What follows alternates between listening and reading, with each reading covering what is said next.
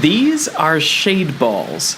They're being dumped into this water reservoir in Los Angeles. And contrary to what you may have heard, their main purpose is not to reduce evaporation. So what are they really for? To find out, I'm visiting the largest collection of these balls anywhere on Earth at LA Reservoir.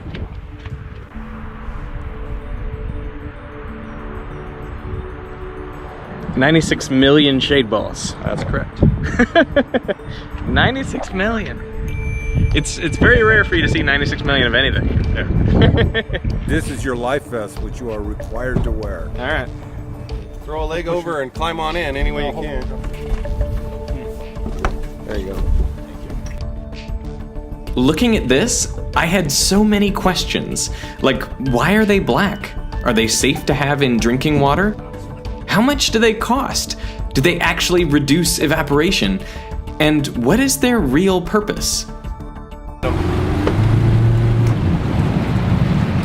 Is it hard to drive in shade balls? It is very hard.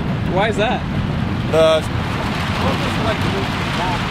These are actually partially filled with water. And the reason they're filled with water is that at LA Reservoir we have some really high winds. And so, if we didn't put water in these things, there'd be balls bouncing on the 5 freeways people drive down. They'd be all over the place. So these keep the balls in the reservoir, and if they do start to roll, they kind of wobble because the water makes them uneven. But that makes them significantly more difficult to push out of the way, especially when they form close-packed crystal-like structures. Behind the boat, the balls quickly come together in our wake. And some, close to the motor, are pulled along with the boat.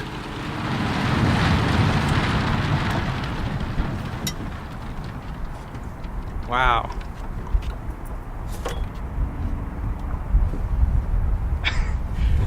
What did you think the first time they suggested doing this, or when it first came in? Yeah, it was a little out there. Did you think they were nuts? No, not nuts. Well, it looks absurd. It's like we're in the world's biggest ball pit. Right, yeah, that's what it looks like. Yeah, you can't tell by standing here that we're actually floating over, I think it's probably 40 feet right here, 40, 50 feet deep below us. And you can't even see any water. You'd think it was a joke, right?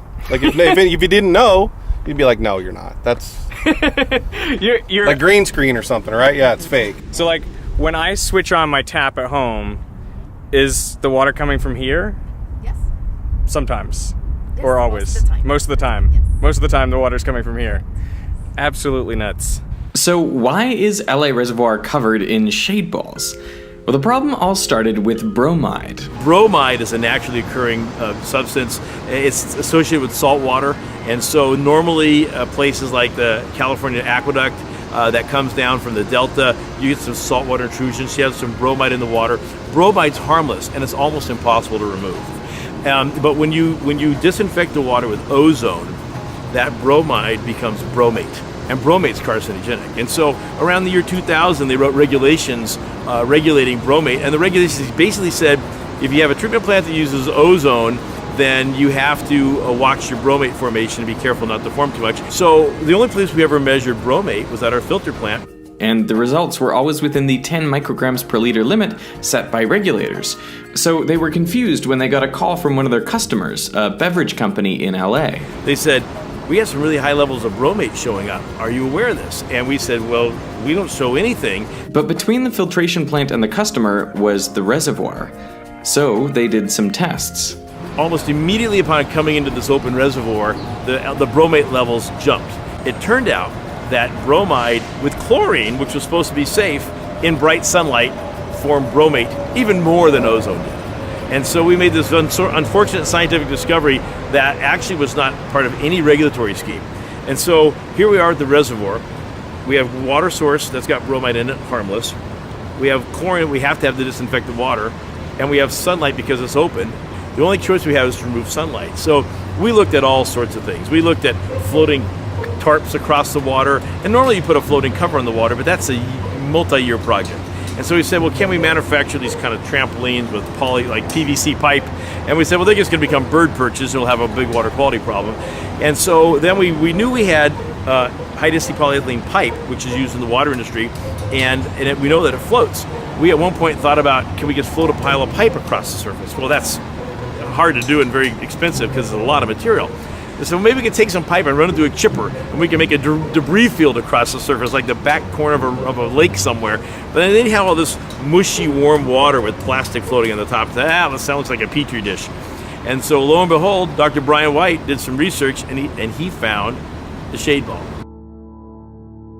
Except they weren't called shade balls at the time. This product existed, and they were called bird balls. And they used it on ponds that had mine tailings where they didn't want waterfowl to go in and get poisoned, and also around airports where there were ponds and they wanted to keep the waterfowl off so that they didn't take off and get into jet engines. You know, they'd actually done wind tunnel testing and they had, blew 50, 60 mile an hour winds across to see how they'd behave. But they were really made to deter birds and wildlife from sitting on the water. Did there used to be birds landing here more? Absolutely. Yeah? Yes, yeah. Once we deployed these balls, all the birds were gone. They used to just hang out, right? Loiter at the curbs. Yeah, they'd be all over the You'd see top of the dam. bird droppings. They'd be everywhere. down at the outlet tower. They'd be everywhere, but we don't get them anymore like we used to. But before being added to the reservoir, the shade balls had to be tested. Would they actually reduce the formation of bromate? And we bought 3 kiddie pools, 3 little inflatable kiddie pools. And we filled them all with the reservoir water. One was in the sunlight, one we put a tarp on, one we put shade balls on. And amazingly, the shade balls knocked out the problem immediately. So the reason shade balls are black is to block all light from reaching the water and triggering the bromate reaction. The black pigment is also safe for contact with drinking water, and it's stable even exposed to the elements for years. They're black for a reason. So, they're made out of high-density polyethylene. It's the same material that like a gallon milk jug is made out of. It's a food-grade plastic, and they would be clear like a milk carton, except that they wouldn't last in the sun. And so they have a material called carbon black in them, and that's what makes the plastic last for at least 10 years out in the sun. We did test to see if there's any other colors we could use. So we actually had the company make 3 different shades of blue, but the dyes were so unstable, they said, we can't guarantee it's going to last more than a year. And so it's that carbon black, that's the magic powder in this, that really makes this product last in the sunlight. One of the concerns that people raised to me when we first put these on was that, are they going to get hot and then leach material out? And they don't. They're totally inert. I mean, theoretically, you could cut off a piece of this ball and you could chew it, no harm comes to you. This is totally food grade, nothing wrong with it whatsoever. What's it like driving through these things? It's difficult. As you can see, we've been sitting here for, I don't know how long, quite a while, and there's a breeze, and we haven't moved. I mean, anybody that knows that's been on a boat in a lake, if there's a slight breeze and you're on a boat, you're drifting, right? Not here. This thing, they're just stable. It's interesting. When you're trying to pilot the boat through these things, it's difficult. It's like driving through peanut butter or something. Something, I guess, yeah. Not that I've ever done that, but... Blocking sunlight from the reservoir also provided additional benefits. One of the reasons we put so much chlorine in was to control the algae growth, but sometimes you still couldn't control it. There were times years ago in the summer where if we had an algae outbreak, you might actually, if you filled a bathtub up, it might have a slight tinge of green. I mean, it may be healthy to drink, but it might have a slight tinge of green from the algae. See a bit of algae. Yeah, and it's just discoloring the water. That no longer occurs. So with the sunlight gone, the algae problem's gone. We put in basically no chlorine. We've only had a few times since the shade balls went on LA Reservoir that we've added any chlorine at all. And we used to do half the chlorine in the whole water system went into that reservoir just to control algae growth. But the big concern I had was evaporation. When I first heard about these black plastic balls reducing evaporation, it didn't seem to make any sense. I mean, wouldn't they absorb more energy and so heat up the water, leading to faster evaporation? It turns out the answer is no for a number of reasons. In an open reservoir, there is more exposed surface area where water molecules can escape into the air. Plus, there is greater airflow over the water surface, continually removing the layer of moist air and replacing it with drier air, increasing evaporation. Now, the shade balls do absorb more energy and get hotter on top, but the bottom of the balls stays cool. Plus, the balls contain mostly air, which is a good thermal insulator, and so not much of the heat is transferred through to the water. It's almost like a double pane window. You get that air gap in there, and the air acts as an insulator, and so the sun never hits the water. Matter of fact, we've actually done some measurements, and it's actually cooler under the shade balls, even though they're black, than it is without the balls, just with the sun itself. So the balls actually have a slight cooling effect. So for all of these reasons, shade balls reduce evaporation by 80 to 90%. That's pretty significant for a dry climate like Los Angeles. How much do they cost? These run around $3 for $1. I think we paid 33, 34 cents a piece, something in that range. So, and they actually will have a salvage value, not that much, but if we go to remove them, they're recyclable material. So, but we figured that over the life of the balls, between the savings in chlorination, and the chemical savings, and the savings in evaporation, probably at least half the cost of the balls will be paid for. And so, I mean, of course, the water quality benefit is immeasurable, but even the balls themselves will save money doing what they do. Do you ever bring people out here for tours? Or? You're the first one. Why am I the first one to get to go on a tour here? To get this level of detail tour, yes. This is so cool. I've heard something about hexagonal balls. Have you heard anything about hexagonal balls? Oh my gosh. So we had the shade balls, and of course, everyone in the world came up with another product. I have ones, I call it the ravioli, it's a small hex. We had large hexes, we had all sorts of pieces.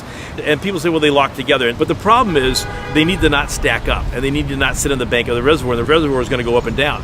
And so it was really the shape of the ball that makes them not perch on the side, because we need to make sure that these, when the water goes up and down, that they spread up, or they spread out completely to cover the water as best possible. I mean, I just can't get over what I'm seeing. It's just so nuts. I'm waiting for you to say it looks like a pool of boba. I feel like that's the line that'll go in, but you got it. Like that's awesome. Do you like boba? I love boba. I might get some after this.